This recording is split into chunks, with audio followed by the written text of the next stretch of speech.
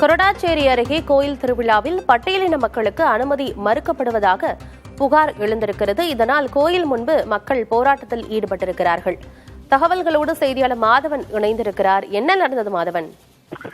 ஆனந்தி, திருவாரூர் மாவட்டம் கூத்தாநல்லூர் தாலுகாவில் கொடராச்சேரி ஒன்றியத்துக்கு உட்பட்ட முசிறியங்கிற ஒரு ஊராட்சி மன்றம். அந்த முசிறியங்கிற ஊராட்சி மன்றத்தில் திட்டாணி முட்டங்கிற ஒரு கிராமம் இருக்கு. அந்த கிராமத்துல பழமை வாய்ந்த கூத்தையனார் ஒரு கோயில் இருக்கு.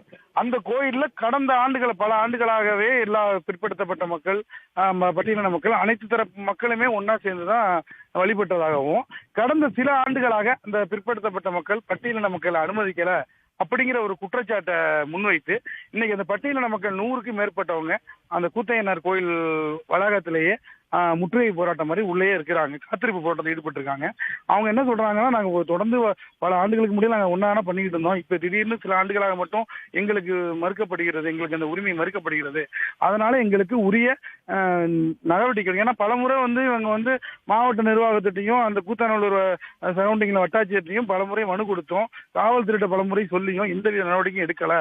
நாங்களும் தொடர்ந்து 4-5 ஆண்டுகளாகவே இதை நடவடிக்கை எடுப்பாங்கன்னு காத்திருந்தோம். ஆனா எடுக்கவே இல்லை. ஒவ்வொரு ஆண்டும் இந்த வைகாசி மாசத்துல, இந்த வைகாசி யாகம் இன்னைக்கு முருகனுடைய இந்த நாள்ல வருஷம் பண்ணக்கூடிய விழாவில் எங்களை மட்டும் அவங்க அனுமதி மறுக்கிறாங்க அப்படிங்கிற குற்றச்சாட்டை முன் வச்சு அவங்க தற்பொழுது அந்த கோயில் வளாகத்திலே காத்திருப்பு போராட்டத்தில் ஈடுபட்டிருக்காங்க. ஆனந்தி, இது குறித்து மாவட்ட ஆட்சியர்கிட்ட பேசணும். மாவட்ட ஆட்சியர் உடனடியாக கூத்தாநல்லூர் வட்டாட்சியரை சம்பவ இடத்துக்கு அனுப்பியிருக்காரு.